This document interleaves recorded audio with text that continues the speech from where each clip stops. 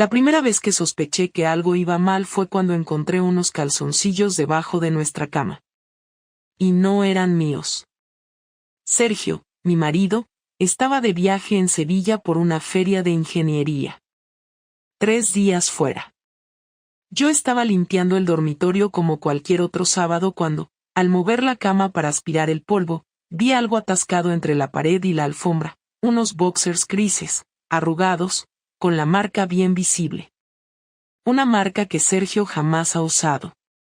Mi reacción no fue de gritar ni de llorar. Fue peor. Me quedé helada, arrodillada, con los calzoncillos en la mano, el aspirador encendido, y el cerebro en blanco. Después, lo primero que hice fue revisar la lavadora, ni rastro de ropa suya fuera de lo normal. Lo segundo, mirar si faltaba ropa interior de Sergio, todo estaba en su sitio. Ese detalle absurdo me golpeó más que cualquier sospecha. Porque lo entendí todo en ese momento, alguien había estado aquí. En nuestra casa. En nuestra cama. Y no fui yo la que trajo a ese alguien. ¿Y lo peor de todo? Aún no sabía que lo que acababa de descubrir era solo la primera pista. Que en realidad, mi marido ya lo sabía todo. Y que había empezado a mover fichas para vengarse de mí. Esto no es una historia de un desliz. Es una historia de errores en cadena, de una traición que se salió de control, y de una respuesta tan fría y calculada que me dejó sin palabras.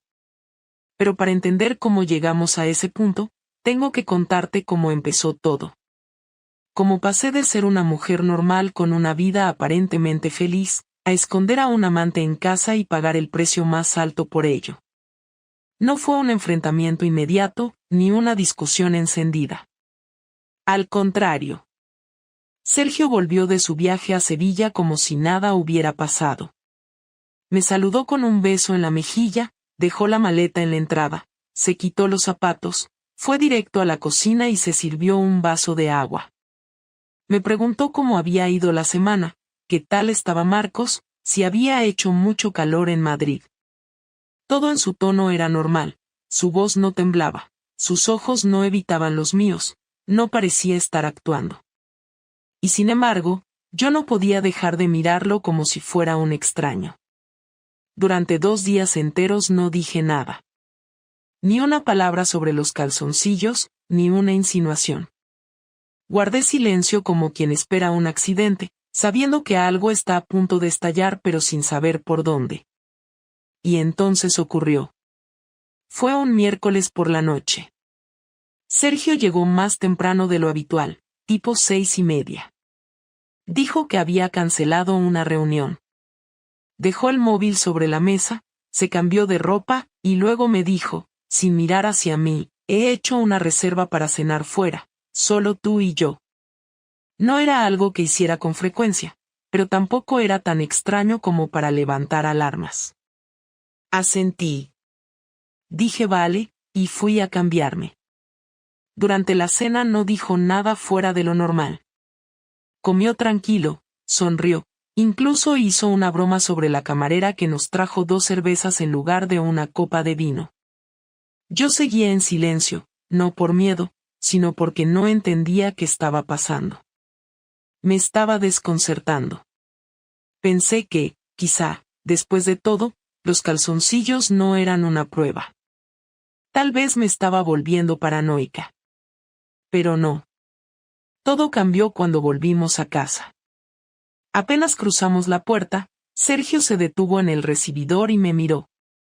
No con odio, ni con rabia.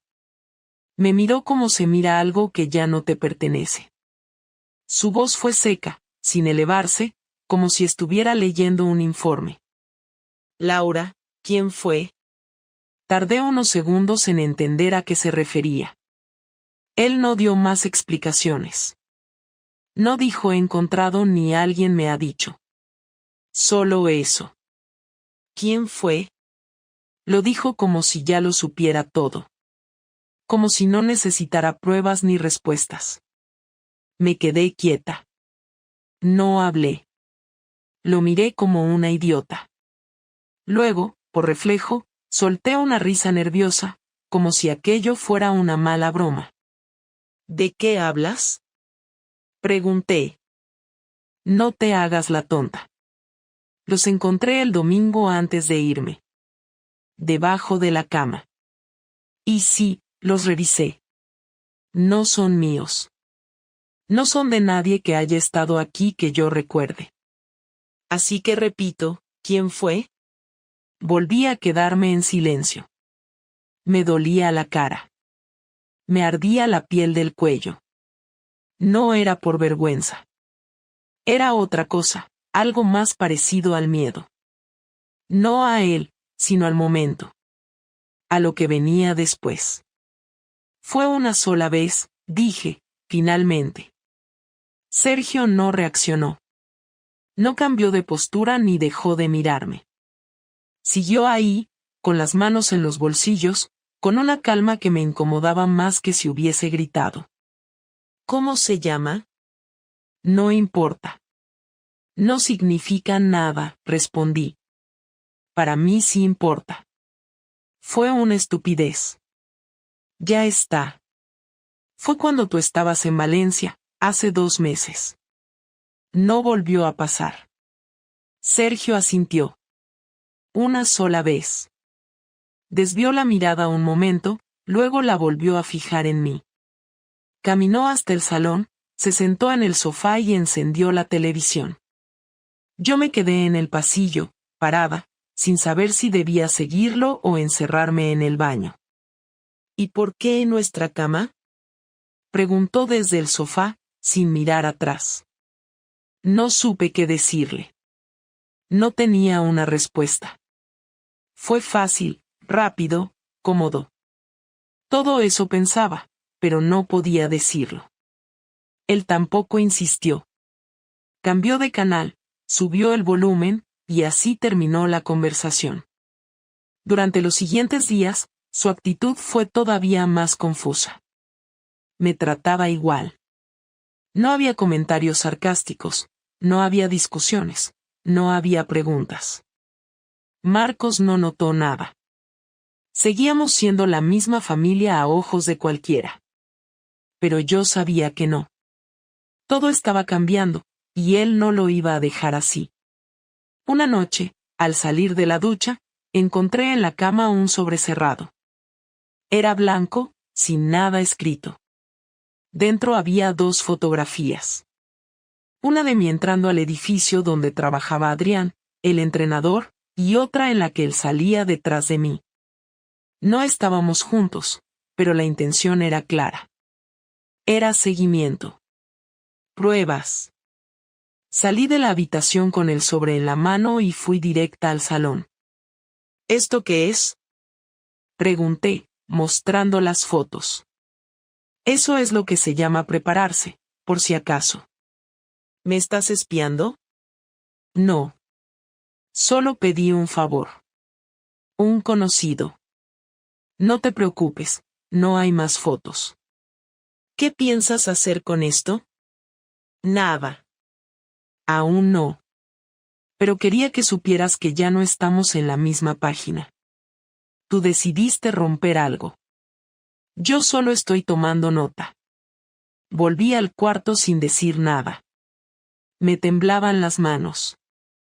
Ya no era culpa ni remordimiento. Era incertidumbre. Porque Sergio no era de los que actuaban por impulso. Y si había dado ese paso, significaba que lo que vendría no iba a ser una simple discusión. Y no me equivoqué. A la semana siguiente, todo reventó. Yo pensaba que Sergio se calmaría, que dejaría pasar el tema, que era una forma suya de castigarme en silencio como había hecho otras veces cuando discutíamos por tonterías. Pero esto no era una tontería. Y su silencio no era una forma de calmarse, era el tiempo que necesitaba para preparar algo más grande. Todo empezó un jueves por la noche, cuando llegué a casa después de una jornada de locos en la clínica. Sergio estaba sentado en la mesa del comedor con su portátil abierto, 2 copas de vino servidas, y él sobre con las fotos al lado del ordenador. No había música, no había televisión, ni siquiera estaba Marcos. Me pareció raro que no se escuchara nada en la casa, ni siquiera los ruidos habituales del pasillo o los coches de la calle. Me quitó el bolso de la mano con una tranquilidad casi ofensiva. Me ofreció una copa sin hablar y luego me indicó con la cabeza que me sentara frente a él. Lo hice, sin saber qué esperar. Quiero hablar, dijo por fin, y no voy a repetir nada. Así que escucha. Asentí. No dije ni una palabra. No me interesa tu arrepentimiento, ni tus justificaciones, ni lo que sentiste o dejaste de sentir. Ya sé que fue con Adrián, no hace falta que lo niegues. Sé el día, la hora y el sitio. Sé que no fue solo una vez, que hubo al menos 3 encuentros. Sé que te encargaste de que Marcos no estuviera en casa. Sé que mentiste varias veces diciendo que tenías guardias que no existían. Lo sé todo. No sé cómo lo dijo así, tan directo, tan estructurado. Ni una palabra de más, ni un insulto, ni una subida de tono. Cada oración era como una ficha cayendo sobre la mesa, con precisión. Me sentía atrapada, pero no por miedo, sino por la imposibilidad de negar nada. Sergio, escúchame, intenté decir algo, aunque fuera por impulso. No sabes lo que ha sido para mí todo este tiempo, sentía que no existía, que... No me importa, me cortó. Tú tomaste una decisión. No fue un accidente, no fue un error. Fue una elección. No me interesa cómo te sentías. Si querías hablar, haberlo hecho antes de abrirle las piernas a otro. Ahora no vengas con que estabas mal. No supe qué decir. Me tragué las lágrimas, porque no quería que pensara que buscaba su compasión. ¿Tú sabes lo que hiciste? Siguió. Esto no es solo una infidelidad, Laura. Esto es traición dentro de mi propia casa. En nuestra cama. Es como si me hubieras escupido en la cara y después me hubieras dicho que era lluvia. ¿Te crees que soy idiota? No. Nunca he pensado eso de ti. Pues lo pareces. Porque actuaste como si yo fuera ciego, como si no pudiera oler lo que pasaba, como si no supiera leer señales. Y lo peor de todo no es que me hayas engañado. Lo peor es que fuiste capaz de hacer todo eso sabiendo que había un hijo en medio, una familia, una vida compartida. La tensión me dolía en los hombros, sentía la boca seca, el estómago revuelto. Él seguía ahí, quieto, controlando cada palabra. No voy a gritarte ni a hacer un escándalo. No soy como tú. Pero tampoco voy a quedarme cruzado de brazos como un imbécil. Desde hace una semana he estado moviendo fichas. Y quiero que sepas lo que viene, para que no te agarre por sorpresa. ¿Qué has hecho? Pregunté, con la garganta cerrada. Primero, fui al abogado. Ya tengo lista la demanda de divorcio. Segundo, he hablado con el colegio de Marcos y voy a pedir la custodia compartida, aunque tengo pruebas suficientes para pelear por la completa. Tercero, ya he retirado la mitad del dinero de nuestras cuentas conjuntas y he abierto una nueva. Tú puedes quedarte en la casa de momento, pero la propiedad ya está en proceso de separación. No me interesa quedarme en un sitio donde te tiraste a otro. Me voy al piso de mi hermana temporalmente. Ya tengo las llaves. Sentí un escalofrío recorrerme el cuerpo entero. No por la frialdad con la que lo decía, sino por la velocidad con la que lo había hecho todo. En solo una semana ya tenía todo armado, resuelto, decidido. Y yo no sabía ni por dónde empezar a respirar. ¿De verdad vas a romper todo así? ¿No piensas en Marcos? Marcos no tiene la culpa de tener una madre que pensó con el coño en lugar de la cabeza. Yo sí pienso en él. Por eso voy a sacarlo de esta casa llena de mentiras. Porque no voy a permitir que crezca en un lugar donde la traición se esconde detrás de una sonrisa de no pasa nada. Él merece algo mejor. Y yo también. Me levanté, di un paso atrás, busqué algún rincón donde apoyarme. Pero no había nada firme en toda la casa. Todo me temblaba. Quise pedirle que al menos lo habláramos con calma, que no hiciera nada delante de Marcos. Pero él ya lo tenía todo preparado. No me necesitaba para nada más. Había decidido dejarme fuera de su vida con una claridad brutal. Y lo peor es que entendía por qué. Sergio, intenté de nuevo. No. Ya está dicho todo. Te lo dejo claro, no pienso hacer de esto una guerra sucia. Pero tampoco esperes que todo se quede como si nada. No me conoces, Laura. Nunca me conociste realmente. Y con eso, se levantó, agarró su chaqueta del respaldo de la silla, recogió las llaves del mueble del recibidor y se fue sin mirar atrás. Me quedé sola en el salón, sin copa, sin marido, sin argumentos. Solo con el silencio más largo de mi vida. Sergio no tardó más de 2 días en desaparecer completamente de la casa. No hizo ningún drama al empacar sus cosas. No hubo discusiones en el pasillo, ni lágrimas, ni súplicas. Se limitó a venir el sábado por la mañana, cuando Marcos estaba en su clase de natación, y cargó su coche con 3 maletas, una caja con documentos, y una mochila que siempre odié porque olía a gimnasio. Se fue sin decirme una palabra, solo dejó un sobre la mesa del comedor con instrucciones legales y una nota escrita a mano que decía, cualquier cosa, escríbelo por correo. Ya no tengo por qué escucharte. La frialdad de esa frase fue peor que cualquier insulto. Me senté en la cocina, lo leí 3 veces, y luego lo arrugué. No lo rompí, ni lo tiré. Simplemente lo dejé hecho un puño en el centro de la mesa, como si fuera una parte más de la decoración miserable que se había instalado en esa casa desde que todo se vino abajo. Al lunes siguiente, el primer golpe real llegó sin previo aviso. Me llamaron del colegio de Marcos. La directora quería hablar conmigo y con Sergio urgentemente.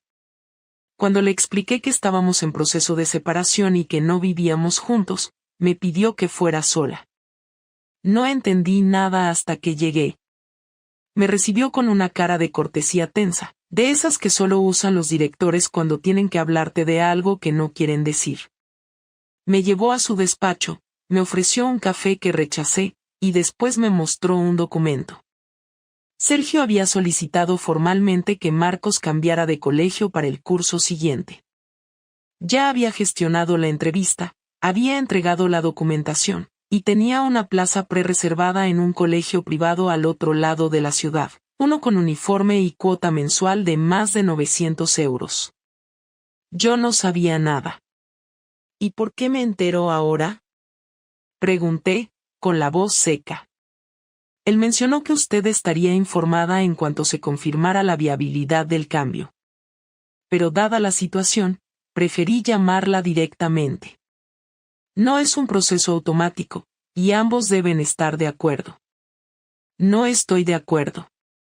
Entonces deberán resolverlo por la vía legal, respondió la directora. Salí de allí temblando. No por el colegio, sino porque entendí que Sergio iba a ir hasta el final. No se trataba solo de dejarme. Estaba dispuesto a reconstruir su vida sin incluirme en nada. Y eso incluía decidir dónde y cómo iba a crecer nuestro hijo, sin contar conmigo.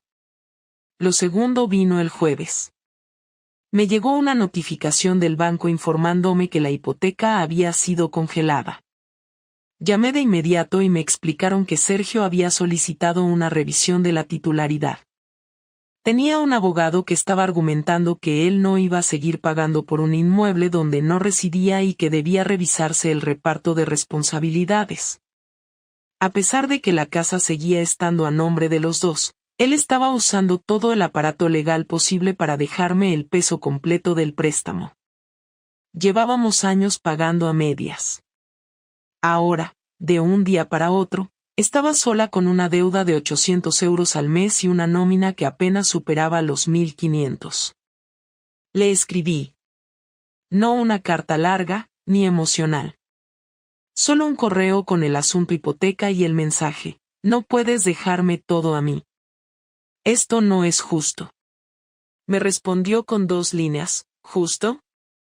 No usaste esa palabra cuando abriste las piernas.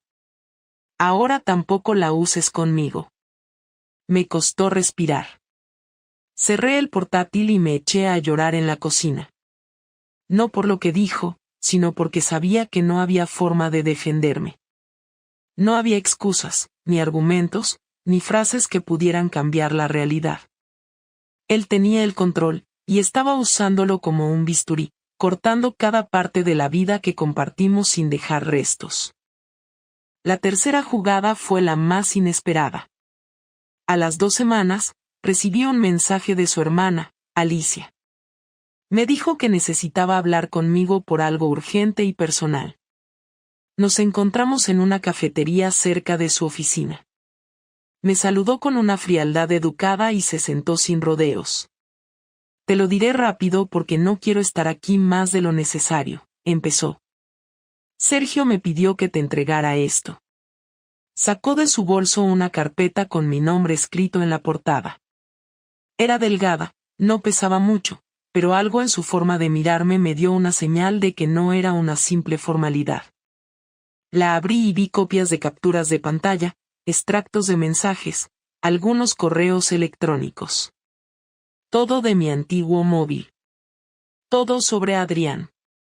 Conversaciones, planes, frases privadas, incluso algunas fotos personales. Eran pruebas, organizadas, impresas, fechadas. ¿De dónde sacó esto? Tú sabrás. Yo solo cumplo con entregártelo. También me pidió que te recordara que esto es solo una parte. Que hay más. Y que si decides ponerte en plan víctima, él también puede jugar a eso. No supe qué contestar. Alicia se levantó, dejó un billete de 5 euros sobre la mesa por el café que no llegó a tomar, y se fue. Esa noche, mientras Marcos dormía, me senté en el sofá con la carpeta abierta sobre las piernas. Leí todo, una por una. Sergio había reconstruido el hilo entero de la relación con Adrián sin que yo me diera cuenta. Había guardado pruebas, anotado fechas, hecho copias. No lo hizo por impulso, lo hizo con método. Había estado esperando el momento adecuado para usarlo. Y ese momento era ahora. Esa fue la noche en que entendí que no había vuelta atrás. Lo había perdido todo, pero él no iba a conformarse con eso. Su venganza no era gritarme o hacerme sentir culpable. Su venganza era borrar mi existencia de su vida pieza por pieza, hasta que no quedara nada que recordara quién fui en ella. No sabía si debía llamarlo, escribirle, o simplemente ir a buscarlo a casa de su hermana, pero después de semanas sin cruzar una sola palabra cara a cara, decidí hacerlo en persona. Quería hablar, no para cambiar las cosas ni para pedirle perdón, porque esas palabras ya no tenían sentido, sino para entender si todo lo que habíamos vivido realmente había desaparecido o si al menos quedaba algo que pudiera salvarnos de convertirnos en 2 desconocidos que comparten un hijo. Llegué un viernes por la tarde. Toqué el timbre del piso donde se había mudado Sergio. Me abrió sin expresión, ni sorpresa ni molestia, solo abrió la puerta, se hizo a un lado y me dejó pasar sin decir nada. El piso era pequeño, funcional, sin fotos, sin rastro de Marcos, sin rastros de mí. Se sentó en el sillón frente a la ventana y esperó. No me ofreció asiento, pero me senté igual, frente a él. No tenía preparada ninguna frase, ni discurso. Solo sabía que necesitaba hablar y que ya no podía hacerlo por correo. Solo quiero que hablemos como 2 adultos, dije, rompiendo el silencio, no para arreglar nada, no para manipularte.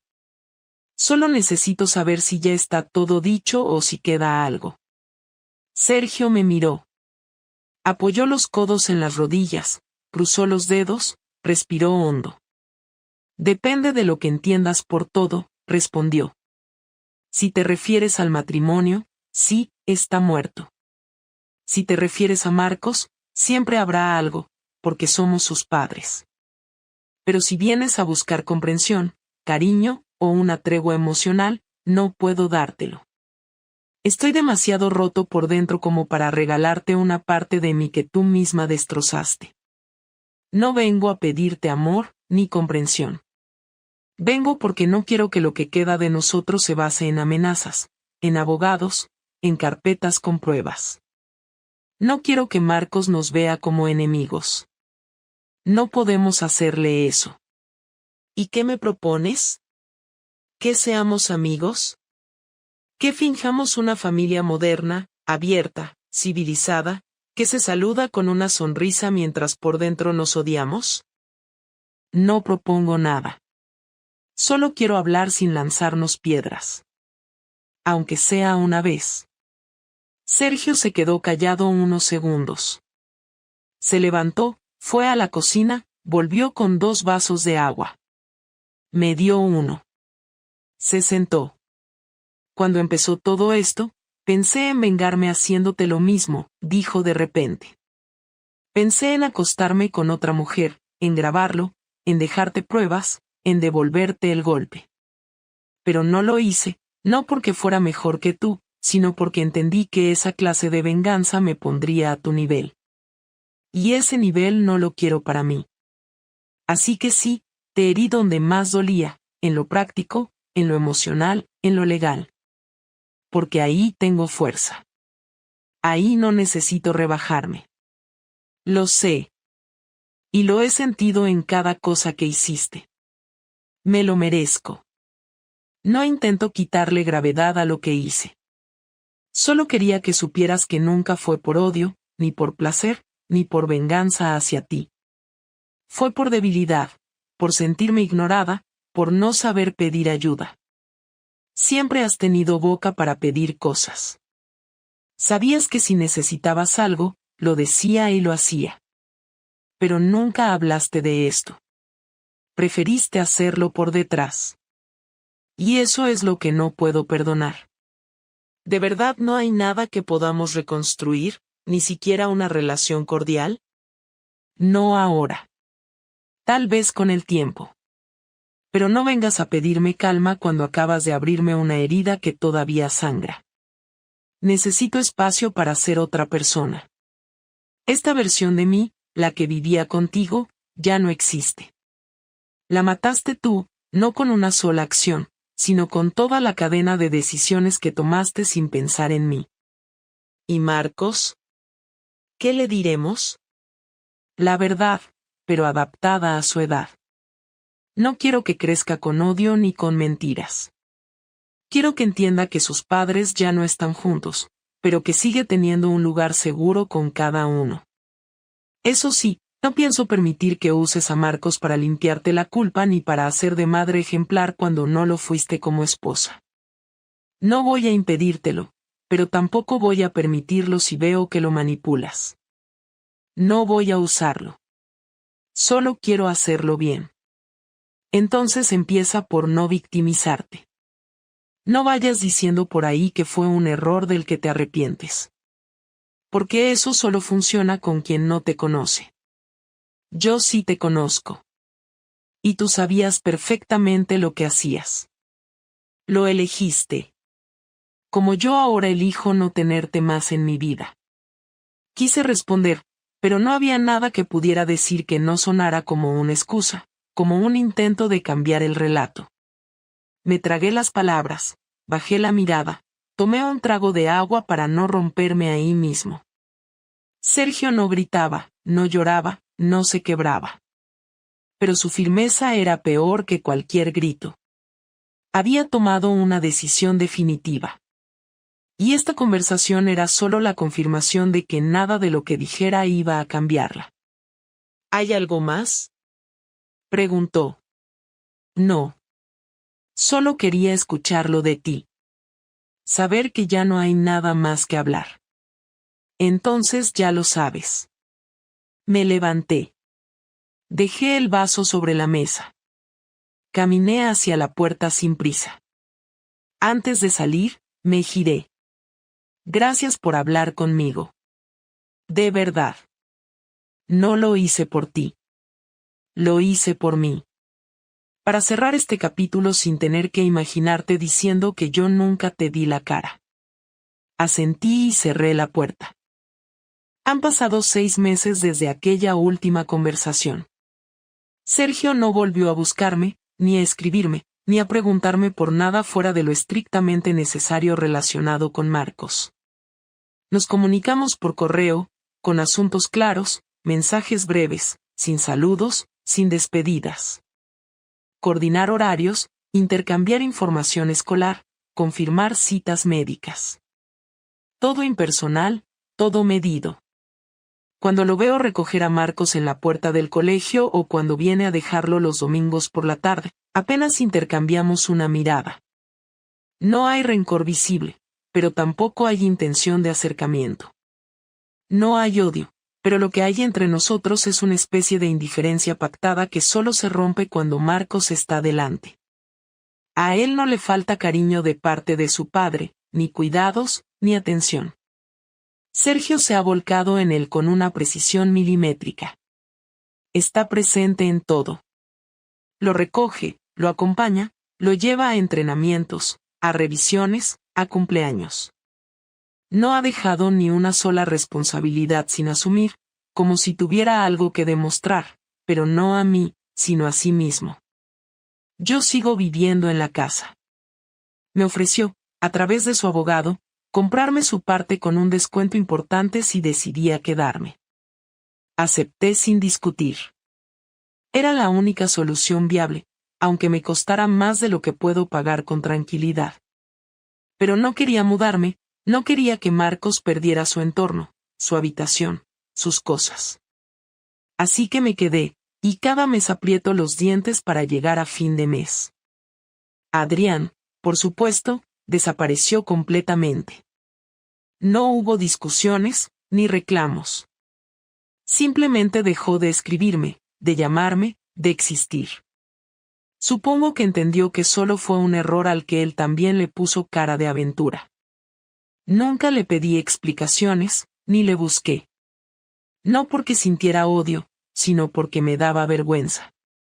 Su nombre, su número, sus mensajes, todo eso ahora me resulta ajeno, molesto, ridículo. Fue una decisión patética tomada en un momento de debilidad y egoísmo. No tengo ninguna excusa que la haga aceptable. Solo tengo que vivir con eso. A veces, por las noches, cuando Marcos ya duerme, me quedo en silencio sentada en el sofá, pensando en cómo llegué hasta aquí. No es culpa del destino ni de una mala racha ni de que el amor se terminó de forma natural. Fui yo. Fui yo quien metió a alguien en mi cama, quien mintió a mi marido, quien arruinó lo que había sido una relación estable, aunque no perfecta. Fui yo quien creyó que merecía más sin entender que lo que merecía era hablar, no traicionar. Ahora lo sé. Lo entendí demasiado tarde, pero lo entendí. No hay reflexión que me limpie, ni terapia que me redima, ni frases de autoayuda que me hagan sentir mejor. Solo queda asumirlo y seguir adelante. He aprendido a vivir sola.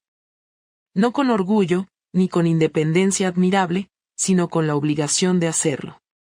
Cocino para 2, lavo para 2, organizo todo pensando en Marcos. Él es lo único que no fallé. Y aunque sufre por la separación, intento que sienta estabilidad, que no tenga miedo, que sepa que su madre está ahí, que puede contar conmigo. A veces me pregunta por qué papá ya no vive aquí, y yo le respondo con lo único que puedo decirle sin mentirle, que tomamos decisiones equivocadas y que ahora estamos aprendiendo a vivir de otra forma. No lo cargo con mi culpa, pero tampoco le fabrico cuentos. No tengo derecho a disfrazar la verdad para protegerme. No he vuelto a estar con nadie. Ni citas, ni mensajes, ni aplicaciones. No es por castigo ni por tristeza. Es porque ahora entiendo que no estoy preparada para compartir mi vida con nadie. No por ahora. Estoy demasiado rota y no pienso repetir los mismos errores. No quiero usar a otra persona como parche ni buscar en otros lo que me faltó en mí. Quiero aprender a estar bien sola, a ser una madre responsable, a reconstruirme desde lo que quedó. Sergio rehizo su vida con orden. No sé si sale con alguien, no me interesa. Pero sé que volvió a practicar deporte, que se inscribió en clases de cocina, que retomó contacto con viejos amigos. Me lo contó Marcos. No hablo mal de él delante de mi hijo, y aunque no lo diga en voz alta, sé que Sergio tampoco me ataca frente a él. Es un trato silencioso que ambos cumplimos. El respeto se volvió el único vínculo entre nosotros. Y aunque no es cariño, al menos es algo que podemos ofrecerle a nuestro hijo. Me han preguntado si me arrepiento. No sé cómo responder a eso. Me arrepiento de haber hecho daño, sí. Me arrepiento de haberme mentido a mí misma, de haber elegido el camino más cobarde. Pero si me preguntan si cambiaría lo que pasó, no sabría qué contestar. Porque ahora veo cosas que antes no veía. Porque ahora entiendo lo que valía y lo que destruí. Porque quizá necesitaba tocar fondo para dejar de vivir en automático. Eso no justifica nada, pero al menos me obliga a no volver a hacerlo. Esta historia no tiene un final feliz. No hay reconciliación, no hay redención, no hay segundas oportunidades. Hay consecuencias, hay aprendizaje, hay días buenos y días miserables. Hay una mujer que entendió demasiado tarde lo que perdió, y un hombre que supo salir del desastre con la cabeza en alto. Y hay un niño en medio, que merece algo mejor, y por quien ambos estamos intentando no fallar otra vez. Eso es lo que queda. Y aunque no sea una historia para contar con orgullo, al menos es una historia real.